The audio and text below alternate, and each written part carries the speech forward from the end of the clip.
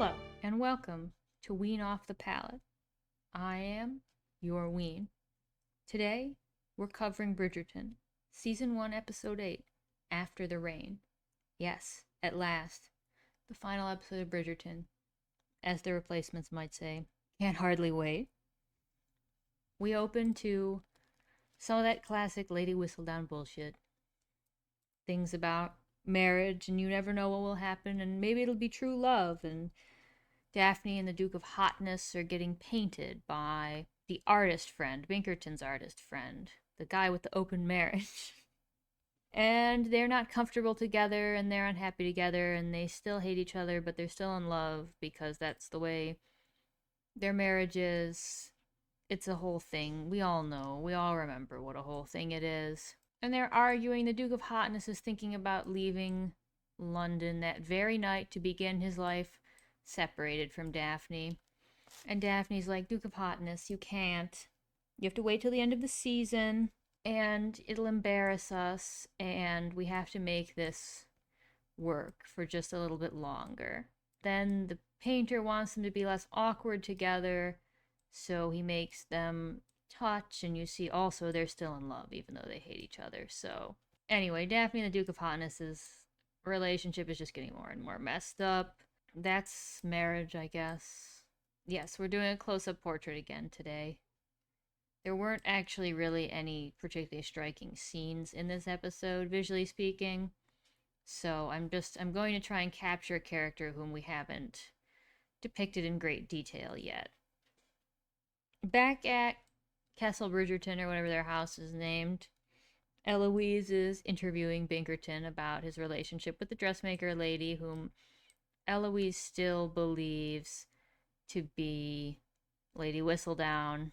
Also, their sister, Francesca, who we haven't seen at all before, is coming home, but she's not going to be relevant to the story. She's literally going to be in like one scene and say nothing, so don't worry about it, as I always say. Over in the Featheringtons' house, Marina survived her at-home abortion, and she intimates that it worked, but she uses such weird veiled language that it's hard to understand. And I guess that's because they're in old-timey times. But okay, this is the one truth about old-timey times that Bridgerton will adopt is the inability to speak plainly about your reproductive health, but to use confusingly veiled allusions to whether or not you are with child. Sure, whatever, okay. And Marina reconciles with Penelope after what they went through with Colin and stuff. But then, just as they're getting along again, a man arrives at the Featheringtons' house, and Marina recognizes him. Who could it be? In the flower market, Daphne tells her mom that she's planning to separate from the Duke of Hotness.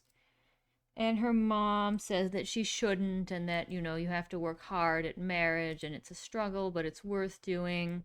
Daphne says that the Duke of Hotness is too into his dad's stuff. He's not prioritizing her enough. Also, she molested him. Also, she doesn't really act like she takes his dad's stuff that seriously, so I guess why should he trust her about it? But okay, whatever. Daphne is the main character, and so whatever she says is the truth. I understand that. Then, in the middle of the flower market, Lady Featherington shows up to complain about how Lady Bridgerton didn't invite them to this ball that Daphne and the Duke of Hotness are going to have. Lady Featherington is like, yes, you tried to entrap my son into marriage. But Daphne, out of the inconsistent goodness of her heart, decides to invite them personally to the ball, which Lady Featherington is very happy about. So that's good. That's good of her. I'm liking this a lot. I'm really into this smudge brush. I think maybe I should just get more into smudging. Is that possible? Is that reasonable? Should I get more into smudging? What would happen if I smudged him? Oh God, he's disintegrating. I like it. I'm into it. I like it and I'm into it. And then while they're talking about this invite, whether or not they're invited, one of the Featherington servants comes up and tells Lady Featherington that there's a man at the house. And so she has to rush back and she discovers, oh, even though we were kind of, built up to think that it would be Marina's ex, it's actually her ex's brother who has come to inform them all that Marina's ex died. Died in battle. Tragically. Which is sad. That sucks. But he was finishing a letter to Marina about how he did, after all, love her and he was going to come home and marry her and take care of their child together. So there is some comfort to Marina knowing that the guy really did love her and she is grateful to Daphne for reaching out to the general so that her ex's brother would know where to find her and would be able to tell her this terrible, tragic, but important news. Eloise goes to bother the dressmaker with her theories, but the dressmaker is in the midst of having sex with Bridgerton, who managed to avoid being exposed in front of his sister, which is good, obviously. But he does overhear and realizes what she's scheming about. The dressmaker continues to deny that she's Lady Whistledown, and for some reason this makes Eloise all the more convinced that she is, which is not the same thing I got from the conversation, but I'm happy to acknowledge, yes, I'm too stupid to watch Bridgerton. I feel no shame in that. The complexity of the dialogue and the narrative simply eludes me. Daphne's getting ready for the ball, and the Duke of Hotness is getting ready to leave for his buddy's boxing match. But they run into each other in the hall, and Daphne stops him to ask about, okay, talk to me about your evil dad. He prefers not to, which is kind of shitty of him. I feel like the way that this story resolves, which we'll get to in a little bit, could have been more thoughtful. Like maybe Daphne could have continued to approach him and like tried to demonstrate understanding and sympathy, because it is hard when you're in a relationship with someone who has like serious past traumas. It's hard not to ask. It's also hard not to feel very frustrated by the fact that something that happened outside of your relationship has such a terrible, intense effect on, how they have to conduct themselves now in your relationship together. But at the same time, it would be nice to see the demonstration of, I don't know, care and patience in a relationship. Perhaps I'm naive, but I would like to imagine that kindness can also be a good story. I'm not even, I'm not that guy, right? I'm not really that ooh soft boy kind of guy, but again, we come back to just the fact that I don't really connect with the fantasy of Bridgerton. And while I like a lot of dark and fucked up stories and things, I think if I were going to have a fantasy, I'd probably not want it to be that. I guess maybe I would like a more ooh soft boy kind of fantasy life.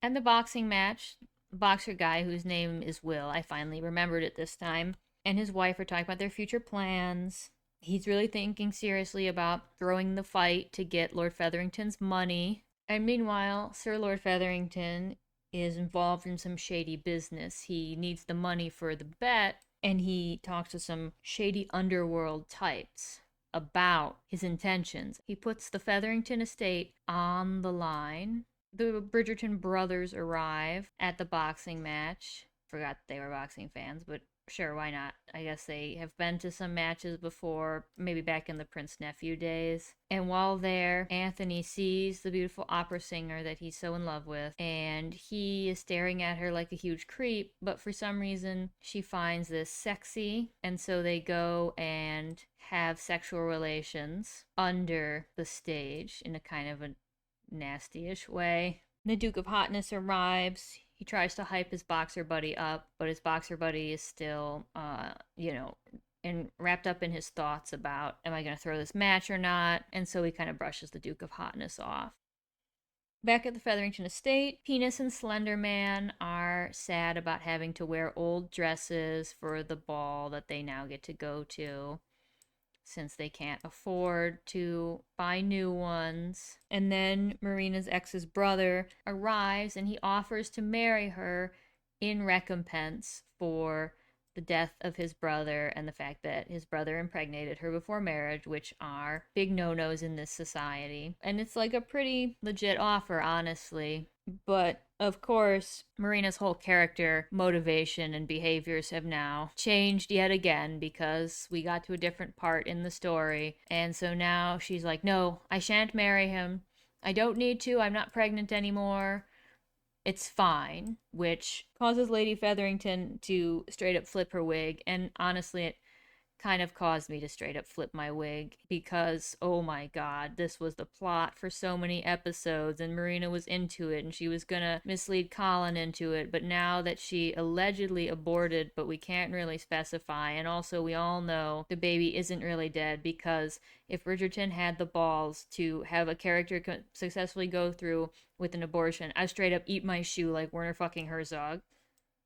Daphne is at her house with the Duke and she's searching through the Duke's things and she finds all the letters that he wrote to his abusive dad about how he was going to overcome his stutter and not be an imbecile and whatever. And again, this is kind of like a violation of his trust, in my opinion. Like, I just don't think the best way to learn about your partner's personal traumas is to search their stuff without their consent. I really feel like if she had maybe expressed to him how much she cared about him and how she felt like, this trauma was damaging their relationship. And okay, I guess they're old-timey people, and so they didn't know about being nice to each other, I guess. But I feel like there probably were some old-timey people who were nice to each other, I guess. Maybe that's just me. Famous, naive, ween.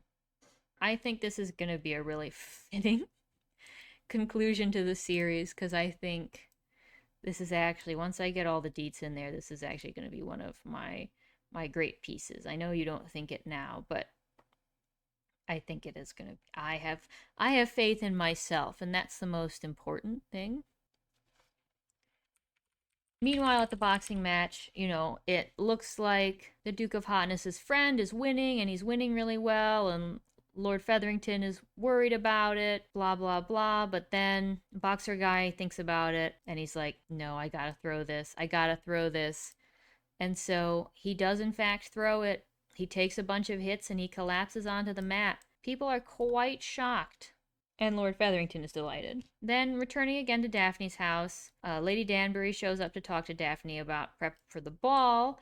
And Daphne takes that opportunity to ask her about the Duke of Hotness's difficult childhood. And Lady Danbury explains about how, yes, his father rejected him because of his stutter, and she had to teach him how to slay in order to overcome his disability. And now look at him go. Look at him go. He's the Duke of Hotness. It's like he was never disabled in the first place. Such is the power of slayage. And Daphne is shocked by all that the Duke of Hotness went through, and what a bad father he had, and perhaps she begins to repent. Lord Featherington, with all his winnings, pays off Will, the boxer friend, and the Duke of Hotness is mad about him giving up his honor to throw this match, but Will says he did it for his family, and if the Duke of Hot is going to worry about anybody's family problems or marriage, maybe he should worry about his own, since he ruined his marriage. And I did think that was a pretty good singer, to be honest. It had zing, even though I'm not completely unsympathetic to the Duke of Hotness's problems with Daphne. It had zing. Lord Featherington goes home and shows his newfound wealth to his wife, and the daughters are happy. And so it seems like everything's turning around for the Featheringtons, so we know things are going to go awry at some point. The next morning, the Duke of Hotness is surprised to see that Daphne is at the breakfast table and not dining separately from him, but because she's feeling a bit more sympathetic to him after learning about his difficult childhood, she wants to spend time with him, and she asks him if he'll go with her to see her family, because they're having a little family gathering because of Francesca's return. And the Duke of Hotness agrees to go, and they have a nice time at the Bridgertons, and they're a happy family now. Penelope is there, and Eloise talks about how she still thinks the dressmaker is Lady Whistledown, and She wants to be Lady Whistledown when she grows up, but also she does have concerns about what Lady Whistledown did to Marina, and Penelope says that's fair, but she just can't worry about the Lady Whistledown thing because she doesn't have the financial resources to imagine being a lady writer the way that Eloise can, and this is a perfectly fine discussion. The Duke of Hotness impresses the little kids of the Bridgerton family with his origami skills, and everybody's like, oh, he would be a good father. Ah. And that's so true. When people are good with kids, they should be parents, even if they don't want to be. I think we can all agree on this and never question it and assume that most people who say that they don't want kids are wrong. And perhaps playing with children will make the Duke of Hotness realize that, oh, yes, he does want kids. He should have kids. It doesn't matter if he was concerned about the legacy that he would have inherited from his father, or if maybe even he just didn't really want to have him, or, whatever his motivations were or are, since they're only vaguely comprehensible anyway. Uh, what's most important is that he learns his lesson that children are a blessing, and if you think you don't want them, you're wrong, you're lying to yourself, and you'll be happier with them. Maybe I'm just projecting, maybe I'm doing the thing that people are always doing on Tumblr where they see whatever is their hobby horse issue in everything and society is forcing it on them because they are kind of fixated on it. But I guess I would mount probably the same argument that they would, which is that after a while you just get tired of seeing the same story, especially when it specifically doesn't include you. He looks scary. He looks quite scary. With all their new money, the Featheringtons get to have new dresses, but Marina is feeling unwell, and the doctor looks at her and is like, dude, you're still pregnant. What made you think you weren't pregnant when, again, there was not even any blood last time? I don't know a lot about how much blood comes out of you when you stop being pregnant suddenly, but I have a strong feeling it's even more than your regular period. He looks like he just ate ketchup. Or that he's a clown. After their encounter at the boxing match, Anthony and the opera singer are back together in a relationship, and Anthony invites her to go with him to the ball that Daphne's having so that they can be in love and maybe someday he could marry her and they could have a life together and he can make his own rules because he's an aristocrat and his sister's an aristocrat, and so she wouldn't have to put out the red light anymore. She could finally live a beautiful life as his beautiful wife. And she's like, haha, perhaps. You're so silly, Anthony. We could never be together, but if only. And so Anthony still nurses some hope about it. In the courtyard of their fancy house, the Duke of Hotness and Daphne admire their portrait together, and they're actually having a pretty pleasant time speaking with each other. They're starting to bond a little bit again. They plan their schedule and talk about how, yeah, the Duke of Hotness, he's gonna leave and whatever, fine, joking, and how many dances are we gonna do to amuse people but not arouse suspicion. Daphne compliments his way with the kids, but he says, I still don't really want to have any, which is fine. Should be a thing that's fine. And then the ball begins and everybody's there, all the characters that we remember. They're all there, as you would expect. Eloise has to attend as a adult and wear her hair up in a fancy gown, and she's feeling very awkward about it. But Daphne is really nice to her and helps her get through it, which was good of Daphne. It's one of her, inconsistent kindnesses, which in some hands would make her quite an interesting character. It's certainly, I wouldn't say that Daphne is a character who is necessarily completely flat. At this point, I would say that she has dimensions. They're just not dimensions I feel like the people who made her up have noticed. What happened there? Oh my god. Oh no, I drew his face on his face. I drew his eyeballs on there. Oh no, we're gonna have to do some serious restorative work. Oh, this poor man. He's got really bad stoner eyes, Your Honor. He's so stonerized. Help him. Help him. Anthony, you shouldn't have smoked that massive fucking J before filming. Now that the Featheringtons are rich again, Penis's boyfriend happily takes her back, and they also dance together and have a nice time. Lady Featherington is subjected to the mockery of many of the ladies, and they ask her where her husband is, and then we cut and see that he's at some kind of brothel or something, spending some of his winnings, but then uh he gets tricked into going to a room that those underworld types are in. They have a bottle of laudanum, and then I'm not even going to hold off on this. Later, we find out he's dead.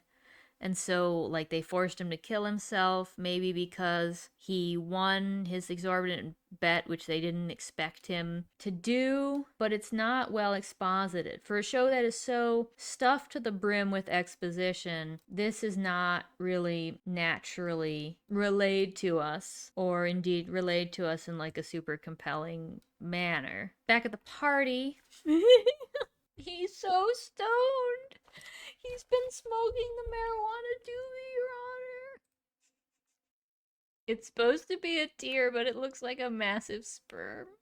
Anyway, at the ball, Colin goes to talk to Penelope and tell her that he understands now why she was so worried about his relationship with Marina and why she tried to warn him away from her, and that he really appreciates her care and consideration. Penelope's about to tell him that she's in love with him, but then instead he tells her that he's leaving to go on his grand tour of the continent, and so he'll be away for many, many months. And she's heartbroken because surely by then he'll have fallen in love with someone else, I guess, or I don't know, she just doesn't feel like telling him. Although I would say no better time to tell him. Tell him now, then he'll go away for a long time, and then by the time you both get back in the same place, you can decide if you really want this to be a thing. But again, that might be why I'm not known to be particularly romantic in my inclinations. And Penelope's really sad, and that's sad. Eloise, meanwhile, manages to squeeze some information about the investigation into Lady Whistledown from the Queen's steward, who admits that his investigators have discovered the print shop where she prints her broadsheets, and so she appears there at a certain time of night every Saturday evening or whatever, and will be there tonight if the pattern holds true, which will also allow the Queen's investigators to capture her. Eloise, of course, sneaks out to warn the person that she thinks is Madame Delacroix, the dressmaker. So she sneaks out of the ball to warn Lady Whistledown that there are investigators who are going to capture her.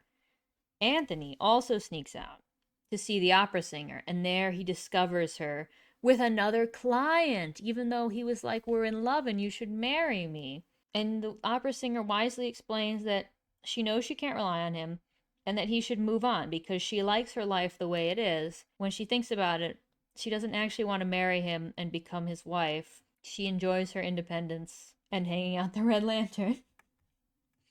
And that is the moment which we see before us Anthony getting dumped. I think there's still more I could do with the background, but you understand the essence of the image. At the printers, Eloise is waiting for Lady Whistledown, and when Lady Whistledown's carriage pulls up, she runs to it and warns Lady Whistledown. Yes, she warns Lady Whistledown, but she doesn't actually see who it is that is Lady Whistledown. At the ball, Lady Danbury kind of gets on the Duke of Hotness's case about separating from Daphne when he still clearly loves her. And Lady Bridgerton reminisces with Daphne about how much she loved Lord Bridgerton and what a beautiful relationship they had, and how she would want the same thing for Daphne. Lady Bridgerton's key advice to Daphne is that you have to choose to love the person that you're with every day and work through your struggles, and I have no complaints about this. This is fine advice, and it's not untrue. I think it's true probably of most relationships that you have with other people, not just romantic ones. But that's not what Bridgerton is about. Oh god, that might be too red right there. We might have to reserve the red for just the areas that aren't right behind him.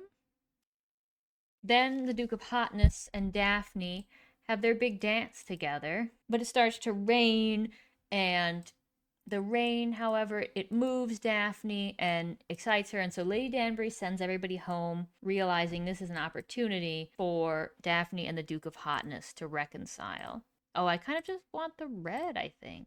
He's having a lot of emotions that could only be expressed by red paint. This is the color of his heartbreak.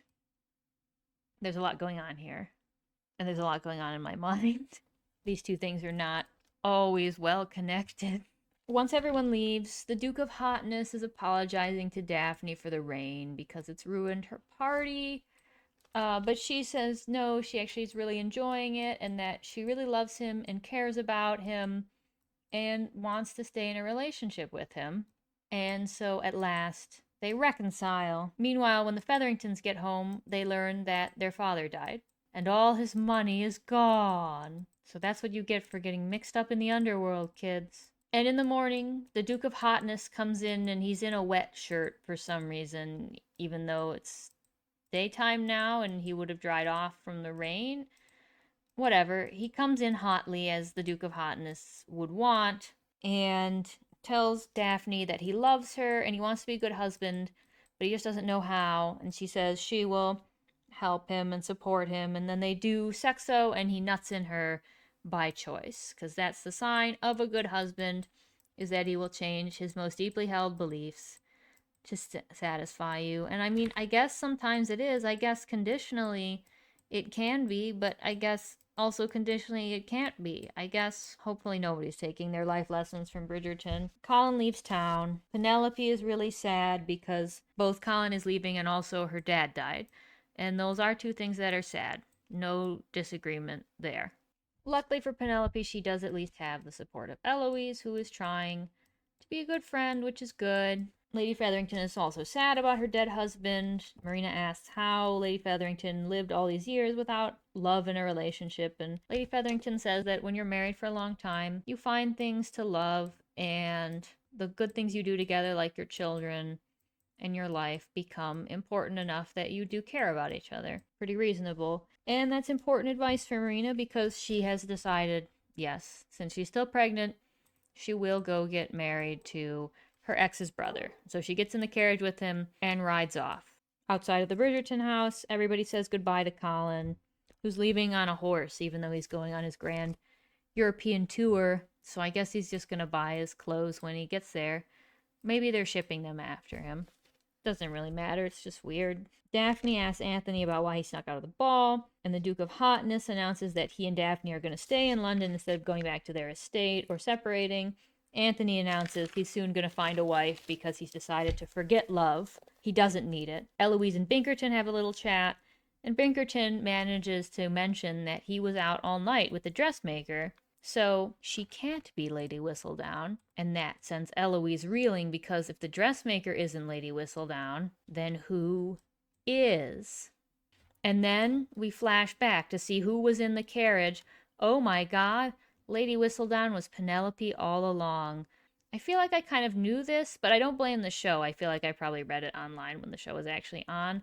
But also, like, it kind of was obvious as soon as, like, Marina's pregnancy was revealed, because not that many people knew. Like, there was no way that the dressmaker would have overheard. Like, they never set up any scenes, I don't remember, that the dressmaker would have been able to overhear the information about Marina's pregnancy. So, like, yeah, of course it was Penelope. It was someone who knew that Marina was pregnant. Anyway, slay, I guess. And then time passes and Daphne is having a baby and everyone's there and they're supporting her. And by everyone, I mean her husband and her mom. But that's better than what happened to the Duke's mom, who died alone with only Lady Danbury for support. And she has a baby and everything's fine. And the baby is a boy and everyone's happy and the Duke is excited. And he even lets them keep the Bridgerton alphabetici tradition and they're happy. Yay! Hooray! He forgot about not wanting to have children because they just explained to him about how to have children in a good way. Yay! Woohoo! Whatever. Okay. Fine. The end. That was season 1 of Bridgerton. Summary, I didn't enjoy it. I didn't like it. It wasn't fun. It didn't make me laugh, except in disbelief. It rarely made me forget my troubles, except when I was really, really depressed.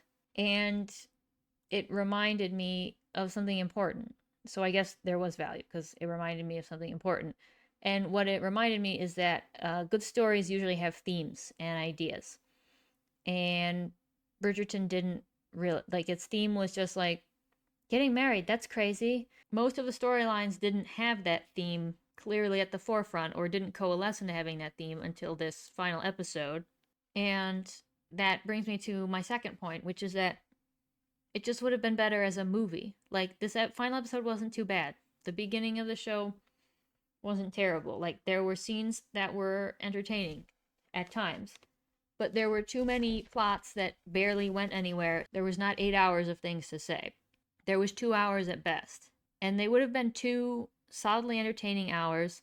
They would have been 2 hours that didn't give Daphne so many opportunities to be like a weird and insensitive partner who, in the end, is like rewarded and confirmed that she was right, the Duke was wrong.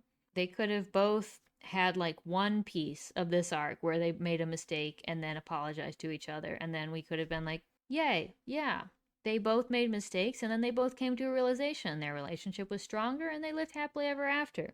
It was one book. It could have been one movie. It could have been an email. I'm glad to be done with Bridgerton now. I don't want to go back, but if I have to, I will. These are the conditions for my return. I'm starting a subscriber challenge to this YouTube channel. Between now and the release of my season 1 Bridgerton wrap-up video, which will probably be about 6 weeks from the time you're hearing this, I need to get more subscribers in that period of time. And there are different thresholds for the number of subscribers we get and how it will affect my behavior and thus the content you receive. If I get 0 new subscribers between now and the release of Bridgerton season 1 wrap-up, I will continue to do whatever I want, because without attention comes no accountability. If I get 5 subscribers, I will watch and review 5 Christmas romance movies starring cast members from the 100, probably all in one video, maybe in 2 different videos. But I will not keep watching Bridgerton. I will never watch Bridgerton again. If I get 10 new subscribers, I will do some kind of similar format to this series, but it will be about a different show. For the absolute love of God. Maybe I'll also do the Christmas romance thing. But if I get 15 new subscribers in the next 6 weeks, I will watch the second season of Bridgerton, you monsters. I will do it. And I will do it in this format or something very similar. It will be episode by episode coverage. There will be a gimmick of something funny that I do while I explain. We'll see what specifically it ends up being. There are a couple things I have in mind. It could be going back to creative painting. I might also take a poll. But first, I have to get at least 15 subscribers in the next 6 weeks. So hopefully my reach is not that long. Only time will tell us. Only time will tell us of the beauty and the sorrow and the possibilities which await us. Perhaps this is the real lesson which Bridgerton has to impart on us. Just kidding, there was no lesson. There was nothing to be taken away. There was the idea that a man could be hot, and a girl could be stupid, but also hot, and that could bring them together, despite all the odds being stacked against them. The odds being that they have terrible communication, but otherwise are really from the same social class and similar backgrounds and have the same lack of interests or hobbies or describable qualities other than being hot. And thankfully, in the end, nothing could tear them apart, lest we look on the end of Bridgerton with this same freaky ass kabuki mask looking visage that I have given Anthony in this image. Thank you for your time. This has been, as always, your Ween. Godspeed.